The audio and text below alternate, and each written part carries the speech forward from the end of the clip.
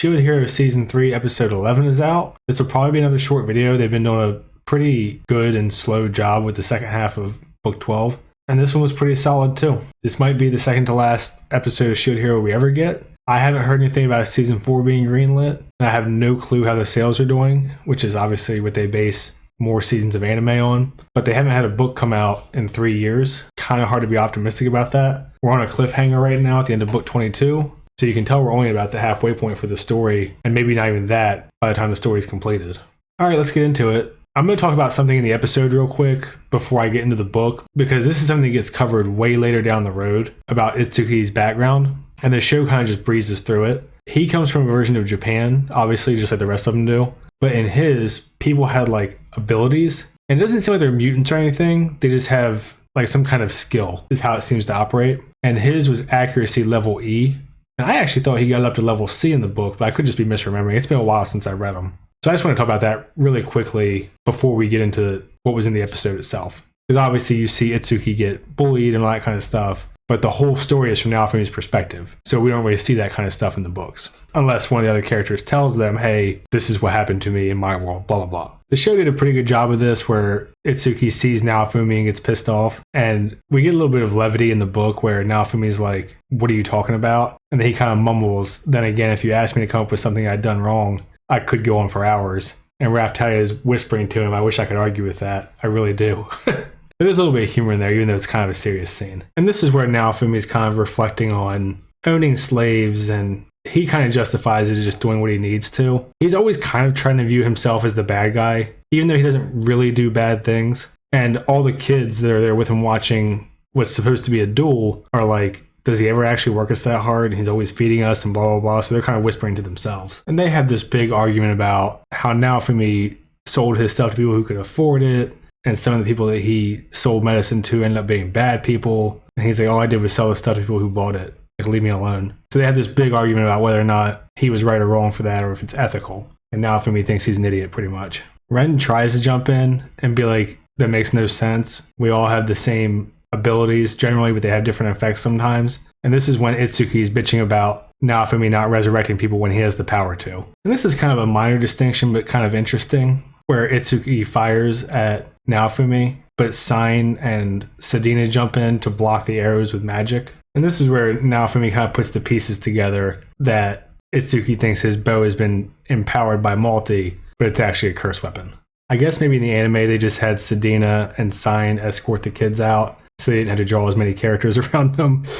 Because Rishia jumps in here and she's like, Itsuki, you're saying that Naofumi's forcing the slaves into hard labor, but do any of them look unhealthy to you? They're all in good health. Have any of them actually said they were overworked? So she's just trying to be logical, but obviously all the heroes with the curse weapons are beyond reason. And it's kind of funny because Rishia and Ran are trying to explain to him he hasn't seen it for himself, but Naofumi still wants to play the bad guy. And Itsuki's like, despite whatever you all say, Naofumi already confessed to his crimes. You can't deny it. Naofumi says, confessed? Are you referring to when I said I work my slaves like horses? Yeah, I confessed to doing that. And Raphtalia gets frustrated and she's like, Mr. Naofumi, that's not helping your case. And besides, you bought all those Luralona slaves when the prices were ridiculous, so you're still on the red.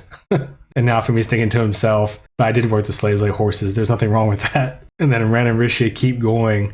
And they're like, the slaves are always having fun. They just live like regular kids. It wouldn't even make sense to call them slaves. And Rishia is like, actually, if you saw Naofumi and how much he worked for them, you might call him the slave of the village. And then Ren jumps in, he's like, explaining how Naofumi's always up late. He's always doing stuff for the village and the nearby towns. And he still trains himself and all this stuff. And Naofumi gets pissed off and he's like, what the hell? What are you trying to say, you bastards? Because he still wants to be the bad guy. And he's thinking to himself, I was on the verge of activating Rishia's slave curse as punishment. And finally, Sedina jumps in after Ren calls Naofumi the village foster parent, and Sedina calls him the village mommy. So Naofumi's just getting pissed off at everybody now. And Naofumi kind of bitches him here because Itsuki tries to shoot him again, and Naofumi just catches it out of the air. And this is when Rishia steps in and says, like, we're going to fight each other. And I remember the first time that I read these, I thought Ren was cringier, but upon going through the books again, and the anime, I think Itsuki might actually be more cringe. It's kind of a tough call there, because they cut a lot of Ren's cringy stuff out, which would have been early season 2. And the show did a pretty good job of all of this, where Rishia is trying to argue about justice with Itsuki. But there is a little thing in here where Ren jumps in, and he brings up this quote that I hear in anime quite a bit about: justice without power is empty, but power without justice is merely violence. He's also trying to convince him and tell him that he wants to get to know him better and stuff. And we get these pretty funny little ramblings in Naofumi's head where he's just thinking about stuff. And this is when Itsuki's yelling about justice and whatever. Naofumi's like, a lot of fictional superheroes had ordinary alter egos, or maybe they were someone who got bullied a lot, which is what you see in the anime. And he talks about how they transformed into disguises and stuff to beat up the bad guys. And he's like, well, that's how it was for famous superheroes like Superman or that Spider guy, which is a kind of random reference to American comics, but amused me. Eventually, Naofumi gets frustrated and calls him out for treating Rishia the way that he used to be treated, and that's why he can't face her. And then he says it's a Coliseum tournament, and you're fighting Rishia, so you can't challenge me until you beat her. Because Itsuki just keeps running around trying to shoot him, and he's just annoyed by it.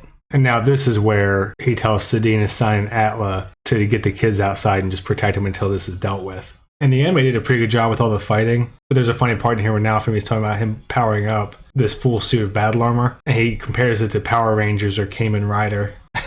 There's a pretty funny dynamic in here too, where Rishia keeps using different techniques, and Itsuki yells, "I'm not done, I still haven't shown you everything I have." And Ren had actually done that in his fight, and Naofumi glances over at him, and Ren looks away in embarrassment. And the show did a really good job of all this. We see Itsuki go through his transformation and use his bullhead thing that's kind of like Naofumi's Iron Maiden, and Rishia breaks out of it and just keeps attacking him. And Naofumi's pretty impressed the entire time, because he didn't realize people who weren't heroes in this world could become that strong. In this part in the show, they go over pretty fast, where the bow gives Rishia the like pure invisible light weapon that she can shape however she feels like. In the books, you see a little bit more of this, where their weapons kind of have souls, so they're alive in a sense. And the weapons sometimes will act out in a way of their own choosing, or if they feel like they're being misused or something. So that's kind of what's going on here, is Itsuki was misusing the legendary weapon, so it chose to reach out to Rishia to help her win. And it's also a nice foreshadowing of part of Rishia's story later on, this whole little scene here. But I won't get into that because that's way down the line also. So I don't want to spoil anything on the off chance that the show does get a season 4 or 5. But while they're fighting, Itsuki is kind of stumbling around now that his curse weapon was broken, but the curse is still kind of there. And the slave trader's assistants come up to Naofumi, and Naofumi says, "Itsuki, we figured out where you've been staying, and I shouldn't have to waste my time fighting some noob that can't even stand up to Rishia." So Naofumi's always kind of being a bit of a dick. And they're going to go find the place that he's staying at, and Itsuki's like, "I'm not going to let you." And Naofumi says that he'll show him mercy and let him lead them there, since his companions are just, instead of just going there and kicking the door in himself. So Itsuki's kind of being stubborn, and Naofumi's like, "Look, you have to decide right and wrong in games all the time. She was a criminal. Shouldn't she have to prove that she's innocent and she's been doing good for the country? Then there'll probably be mercy." And then he asks him if winning a fight to the death is the only valid proof of justice. And obviously he can't really argue back because he's being so irrational. So in the show, they had Itsuki running away and they just followed him. And here he actually does agree to lead them there. And we still get the little thing in here where Itsuki can't read. And Naofumi's like, "Itsuki, have Rishia teach her to read. She's a beast when it comes to learning." And she gets offended, and Raftalia's like, "That might have been a harsh way to word it, Mr. Naofumi." And he's thinking to himself, maybe it was, but I don't want to damage my image. So he doesn't correct himself. And then while Ren is reading the letter, I think there's a little bit more to it in this book, where he says on the second page, he's quoting, "Mauld and the others have had enough too." And Mauld is the giant knight guy that was sitting next to Bitch. And Mauld is also the one that insults Raftalia in season 1 when they're all at the castle. So the letter keeps going, "Do you really not realize that no one can stand the way you act, all high and mighty, and constantly order people around? You're always going on about justice this and justice that, and yet you fell for my lies so easily. It was hard not to laugh every time I saw your face." And then there's also a PS at the end, where she says, "PS, you're weak, and neither are your face, height, nor your personality my type. If you have feelings for me, then defeat the shield. We can meet again if you do that, ha ha ha. Also, I'm leaving you a little gift," and this is about the debt bills that she left behind. And then Naofumi, being a dick again, after figuring out what happened and what they were spending their money on, says, "You sure put your faith in the wrong place. I tried to tell you. Nothing good can come of trusting Witch." And he's thinking to himself, "I figured I might as well pour some salt on his wounds." And then he asks the slave trader about it, and the slave trader says they probably escaped into the underground tunnels of Zeltobel. So they're on the lookout for him, but obviously they're not going to find him. And then Rishi explains to him that everyone makes mistakes and how they ended up going to the other world and befriending Glass and all of them who they fought before, and that it's going to be a lot worse for this world if he doesn't kind of forgive himself and move on. Eventually, Itsuki collapses. All the merchants are trying to get to him and being held back because they're trying to decide what to do with him. And Naofumi says transfer it to my name because he's worried that Rishi was going to do that first.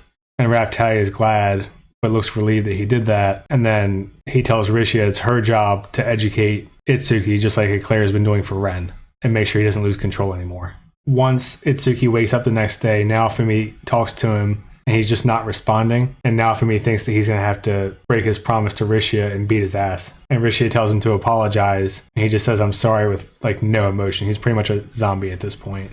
And he's trying to figure out what his deal is because he's asking him questions. And Itsuki's like, I don't know what's going on. Why was I so unhappy yesterday? But when you give him simple orders, he follows them. And Naofumi's like, Itsuki, do a handstand and take your clothes off while upside down. And Itsuki just goes, okay, and starts doing it. And he asks him what he wants to do now. And he's just like, what do I want to do? I don't know. So he's just like a robot. And here's some artwork from this part of the book where he wakes up and he's kind of a zombie. And they're trying to figure out what's wrong with him. So Naofumi just says, figure out what you want to do and pay off your debts. You need to get better. Rishia says that she'll help him. Itsuki says he'll do his best to make up for it. And then he has a tear rolling down his cheek and they're all kind of confused. And then he's kind of muttering to himself, why am I crying? Rishia, I'm sorry for everything. And he goes back to being like a zombie. And then Naofumi considers if they need to take him to the Kalmyra Hot Springs to try to get the curse out of him faster. And Rishia is kind of having like a breakdown because obviously she loves him and he's a zombie right now. I'm going to leave it here for this one because I don't want to go too much further in case this is where the show picks up next week with the season 3 finale. This book took us from about 66% to 82%. So I'm assuming episode 12 is going to cover the end here, kind of leave it open-ended in case there is a 4th season. But the story for this one is pretty much done. You get some good character stuff from Naofumi in this last part, but I don't want to spoil it. So I'll leave it at that. If you're here, like and subscribe and all that. See ya. Thanks.